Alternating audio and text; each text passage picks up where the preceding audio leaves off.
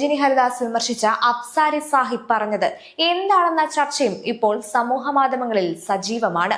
വീഡിയോയിൽ പ്രസ്താവന നടത്തിയ അഫ്സാരി സാഹിബ് സ്ത്രീകളുടെ ഭരണപരമായ പങ്കാളിത്തത്തെയും ജനസംഖ്യ വളർച്ചയെയും കുറിച്ചായിരുന്നു അഭിപ്രായം പ്രകടിപ്പിച്ചത്.